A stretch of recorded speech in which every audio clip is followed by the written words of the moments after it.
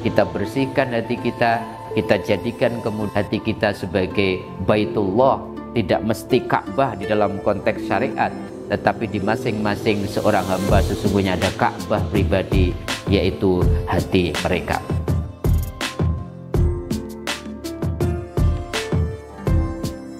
Assalamualaikum warahmatullahi wabarakatuh. Alhamdulillahirabbil alamin. Allahumma shalli ala sayyidina wa maulana Muhammadin wa ala alihi wa ashabi ajmain. Sahabat-sahabatku pemirsa channel Tauhid Cinta, bertemu kembali dalam kajian-kajian kita. Semoga Anda semua selalu dalam limpahan kesehatan lahir dan batin dan terlimpahi rahmat dan berkah Allah. Alhamdulillah kita memasuki bulan terakhir dalam kalender Hijriah, yaitu bulan Dzulhijjah, bulan yang sesungguhnya istimewa. Tetapi sayangnya kita tidak menyambutnya seperti kita menyambut istimewanya bulan Ramadan. Ada targhib Ramadan, ini tidak ada targhib Dzulhijjah. Padahal kata Kanjeng Nabi, terutama di 10 hari pertama bulan Dzulhijjah ini istimewa sekali.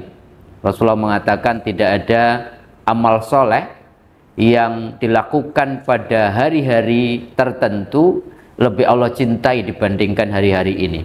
Ketika para sahabat bertanya, hari-hari itu apa ya Rasulullah? Ayyamul Ashr, yaitu 10 hari bulan Dzulhijjah. Salah satu keistimewaan bulan Dzulhijjah adalah di dalamnya ada peristiwa yang kemudian ada satu ritual yang menjadi penyempurna dari rukun Islam kita, yaitu ibadah haji yang dimulai tanggal 9 Dzulhijjah.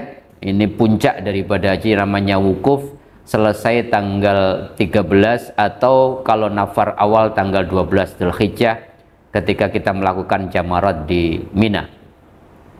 Kita akan membincangkan bagi saudara-saudara kita yang haji, saya kira kita wajib mendoakan mudah-mudahan haji mereka tahun ini adalah haji yang terbaik dan mereka bisa kembali ke tanah air dalam kondisi menjadi hamba Allah yang lebih baik dan mendapatkan predikat haji yang mabrur. Tapi pertanyaannya, bagi kita yang tidak berhaji, bisa dengan berbagai alasan tahun ini, boleh jadi kita sudah berhaji atau kemudian kita sudah punya kuota haji tetapi waiting listnya terlalu lama, atau memang kita belum dimampukan oleh Allah, karena haji ini ada syarat istita'ah. Walillahi 'alan nasi hajjul baiti man istata'a ilaihi sabila. Kita ini diminta untuk pergi haji bagi yang mampu. Bagi kita yang tahun ini tidak berhaji dengan berbagai alasan yang saya sampaikan tadi, saya kira kita tidak boleh melupakan esensi dari pesan ibadah haji.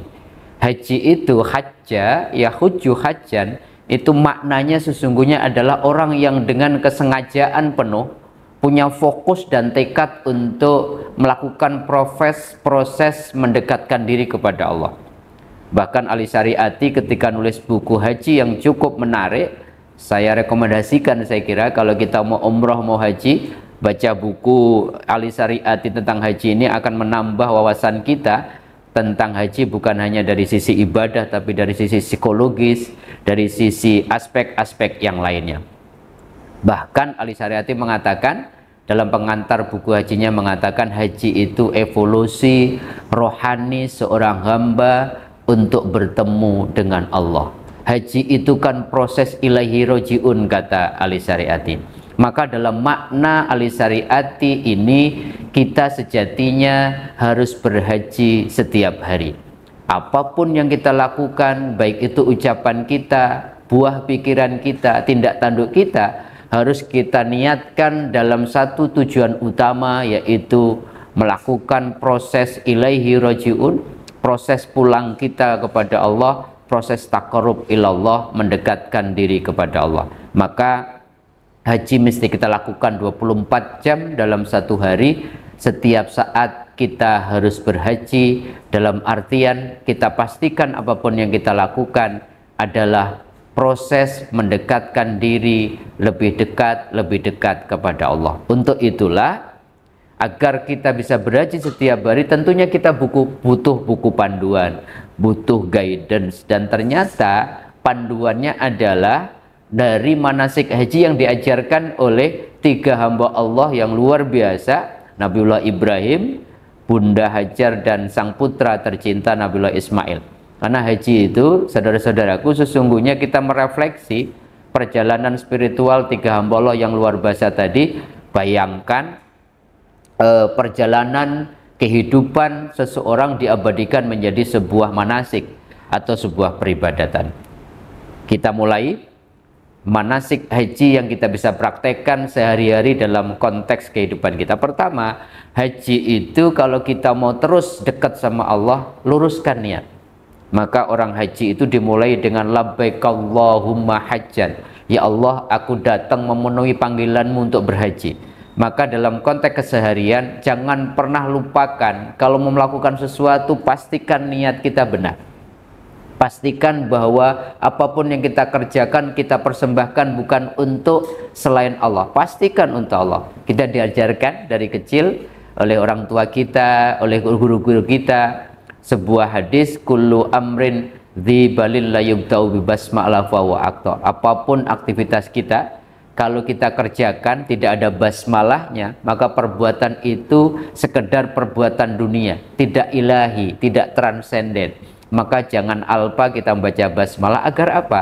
Agar kita fokus bahwa address kita, tujuan kita, kita persembahkan aktivitas apapun yang kita kerjakan untuk Allah. Sehingga apa? Menjadi nilainya ibadah.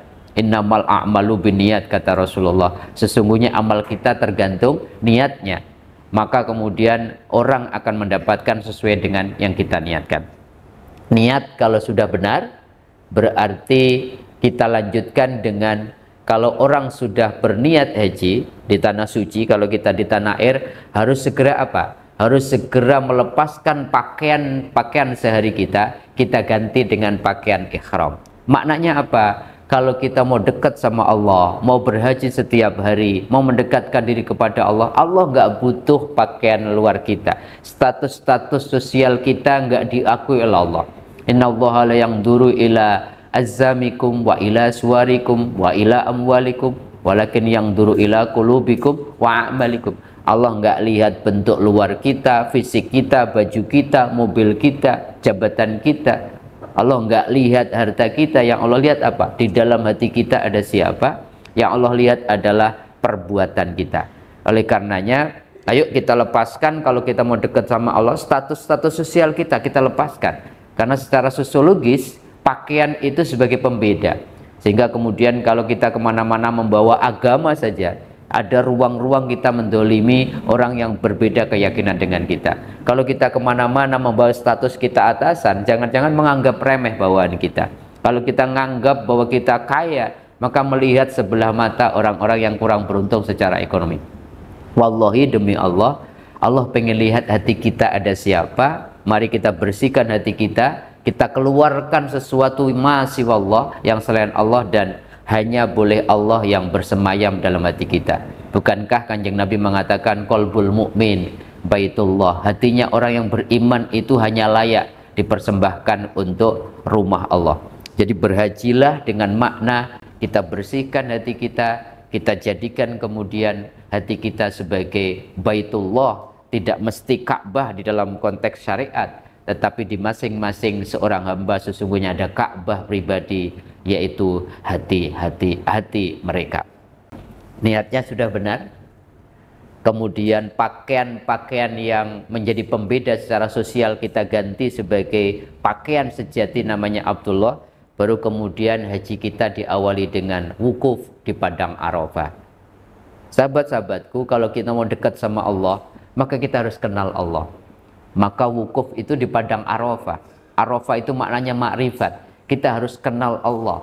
Kalau kita nggak kenal sama Allah sebagai tujuan persembahan ibadah-ibadah kita, maka tidak heran kemudian ketika kita sholat, kekhusyuan jauh dari yang kita rasakan. Ketika membaca Quran padahal sedang dialog dengan Allah, kemudian tidak tersentuh hati kita. Karena apa? Karena belum makrifat kepada Allah. Maka wukuf menjadi penting. Kita harus punya momen-momen khusus dengan Allah. Kita harus kenal Allah. Bahkan Al-Quran, bahkan Rasulullah mengatakan awalul din ma'rifatullah. Seseorang dianggap memulai beragama itu bahkan dimulai dengan ma'rifat kepada Allah atau kenal Allah. Kalau kita sudah kenal Allah begitu luar biasa, kemudian kita bisa berprasangka baik sama Allah, kita kemudian bisa mengenal karakter sifat-sifat Allah. Dan kalau kita sudah kenal Allah, kita diperintahkan untuk merefleksikan, mengamalkan sifat-sifat Allah itu dalam kehidupan kita sehari-hari. Dan Allah begitu luar biasa memperkenalkan dirinya agar dikenal dengan kita lewat Asmaul Husna. Allah mengatakan dalam surat Al-A'raf surat ke-7 ayat 180, walillahi asmaul husna fad'uhu biha. Kalau kalian pengen kenal dekat denganku, aku punya nama-nama yang indah, aku punya sifat dan karakter yang baik, maka kenali aku dengan nama-namaku itu. Maka Asmaul Husna tidak boleh sekedar kita hafalkan, kita baca, tapi kita fahami sifat As-Salam itu apa, Ar-Rahman itu apa, Ya Latif itu apa, Al-Adl itu apa, Al-Muntakim itu apa. Semakin kita mengenal sebanyak mungkin sifat Allah, kemudian kita praktekkan dalam kehidupan sehari-hari, maka perjalanan haji kita akan semakin mendekatkan diri kepada Allah. Takhallaku bi akhlaqillah, berakhlaklah kalian dengan akhlak Allah. Bukan sekedar mengenal Allah, bukan sekedar mengenal sifatnya, tapi sifatnya harus kita praktekkan dalam kehidupan kita sehari-hari. Kalau orang niatnya sudah lurus, kemana-mana membawa pakaian yang diakui Allah sebagai Abdullah, pakaian-pakaian sosial ditanggalkan. Kalau dia sudah kenal Allah, maka orang boleh tawaf, orang boleh beraktivitas, orang boleh menjalani profesi apapun. Maka tawaf itu mengitari 7 kali Ka'bah. Maknanya apa? Kalau kita sudah kenal Allah, nggak usah khawatir. Kita boleh jadi pedagang, kita boleh jadi dokter, kita boleh jadi bisnismen, kita boleh jadi dosen, atau boleh apapun. Tapi kalau orang sudah kenal Allah, aktivitasnya tidak melupakan Ka'bah. Dia tidak akan pernah alpa, tidak akan pernah melalaikan zikirnya akan Allah. Dalam surat Al-Munafikun ayat 9 Allah mengingatkan kita, ya ayyuhalladzina amanu la tulhikum amwalukum wala auladukum an dzikrillah faman yaf'al dzalika faulaika humul khasirun. Hai orang-orang yang beriman, janganlah harta kalian, aktivitas kalian, profesi kalian, tawaf kalian, kalian melakukan aktivitas sehari-hari, jangan sampai lupa sama Allah. Maka tawaf adalah simbol kalau sehari-hari kita pengen dekat terus sama Allah. Boleh kita beraktivitas karena kita butuh kehidupan di dunia ini, tetapi aktivitas kita jangan sampai melupakan Allah. Kita boleh beraktivitas apapun, jangan pernah sholat dilupakan. Jangan kemudian kewajiban-kewajiban hablum minallah kemudian menjadi terlupakan. Itu poin yang paling utama ketika kita tawaf. Setelah tawaf biasanya kita langsung ke arah Hajar Aswad, kita kemudian keluar tidak terlalu jauh, kemudian kita naik ke bukit namanya Bukit Sofa dan Marwah sebagai sebuah simbol. Walaupun kita sudah kenal Allah, tawakal kita harus paripurna, yakin sama Allah, tapi keyakinan kita kepada Allah tidak membuat kita berpangku tangan. Jangan kemudian sekedar berdoa, jangan sekedar kemudian kok saya yakin bahwa rezeki itu sudah ditentukan oleh Allah, nanti juga kalau Allah sudah kasih rezeki pasti datang. Saya yakin jodoh saya sudah ada, toh nanti kalau sudah waktunya pasti dihadirkan. Tidak. Sa'i mengajarkan kepada kita, seorang Bunda Hajar yakin betul ketika dipindah dari Mesir ke Ka'bah, ke Mekah yang tidak ada tumbuhan, tidak ada air, tetapi Bunda Hajar mengatakan kalau ini perintah Allah, pasti Allah berikan perlindungan, Allah berikan rezeki. Tetapi keyakinan Bunda Hajar tidak menjadikan Bunda Hajar berpangku tangan cuman sekedar berdoa. Ketika sang putra Ismail menangis, tanda bahwa dia kehausan, dia berlari-lari kecil yang disebut sa'i dari Bukit Sofa sampai Marwah, tidak cukup 1 kali, tetapi 7 kali sebagai sebuah simbol bahwa mencari air yang disebut air Zam-Zam itu, mencari kehidupan harus dengan ikhtiar yang maksimal. Tetapi harus diawali dari sofa. Sofa itu maknanya, niatnya harus bersih. Di dalam sofa itu ada ketegaran, tidak mudah putus asa, tapi harus diakhiri di marwah. Marwah itu kalau kita sudah dapat pencapaian dunia kita sukses, orang yang marwah adalah orang yang tidak menikmati kesuksesannya secara pribadi, tapi menjadi pribadi yang khairun nas, anfa'uhum linnas, menjadi pribadi yang bermanfaat atas pencapaian dunianya buat orang-orang di sekitarnya.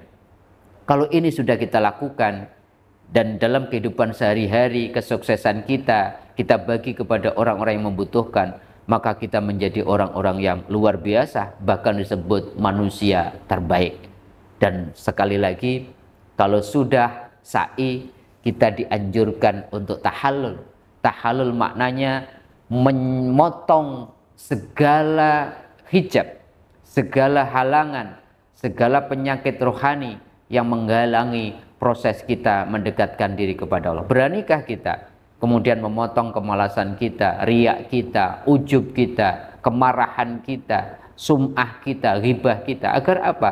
Agar kemudian proses perjalanan kita berhaji dalam makna mendekatkan diri kepada Allah menjadi lebih yang luar biasa. Jangan ada hijab, jangan ada halangan, jangan ada rintangan. Maka disimbolkan dengan memotong rambut sebagai sebuah simbol Allah kemudian pengen kita suci, suci batin kita, suci niat kita, sehingga kita bisa bertemu dengan Allah Sang Maha Suci. Kalau ini sudah kita kerjakan, orang biasanya sudah boleh berganti kain ikhramnya, memakai kain biasa, sudah menjadi orang yang luar biasa, hajinya selesai, tetapi ternyata setelah potong rambut tahallul, kita harus ke Mina dulu selama 2 malam, bahkan sempurnanya 3 malam berturut-turut. Untuk apa? Untuk melakukan jamarat. Jamarat itu adalah kita membawa 7 kerikil batu kecil dikalikan 3, karena kita harus melontar jamarat di 3 tempat, di Ula, di Wusta, dan Aqobah. Sebagai simbol apa? Menjadi orang baik, sahabat-sahabatku, penting.